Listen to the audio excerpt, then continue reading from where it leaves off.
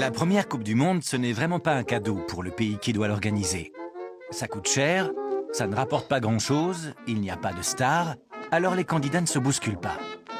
C'est comme ça que, faute d'avoir pu convaincre les meilleures équipes européennes, surtout les Anglais qui ont décidé de mépriser cette compétition, on va se retrouver en Uruguay pour une Coupe du Monde essentiellement latino-américaine.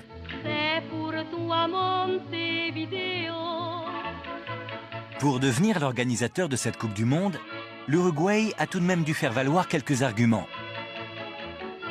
Son équipe de football, la déjà Céleste, a remporté les 2 derniers Jeux Olympiques. Et surtout, comme elle vit ses plus riches heures, elle s'est engagée à prendre en charge les frais de déplacement de tous les participants. Ce qui n'est pas rien alors que le monde plonge dans la crise. Il n'y a donc que 4 équipes européennes pour faire le voyage. Un très long déplacement à bord du paquebot Conteverde. Les Français voyagent avec leur compatriote Jules Rimet, le président de la FIFA et inventeur de la Coupe du Monde. Parmi ces Français, Lucien Laurent, qui va devenir le premier buteur de l'histoire de la Coupe, et un capitaine, Alexandre Villaplane, qu'on retrouvera 10 ans plus tard sous d'autres couleurs, celle de la Gestapo française. Durant la traversée de l'Atlantique, pour toute préparation, on doit se contenter d'un peu de gymnastique sur le pont, puisque très vite, les quelques ballons dont on dispose passent par-dessus bord. Enfin, le 1er juillet 1930, la Coupe du Monde peut commencer.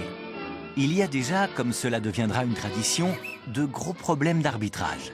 Le plus marquant d'entre eux est ce coup de sifflet final donné 6 minutes avant la fin du temps réglementaire par l'arbitre du match France-Argentine, alors même qu'un attaquant français file droit au but. Le jour de la finale, on prend quelques précautions, comme celle de débarrasser les supporters de leur arme à feu à l'entrée du stade.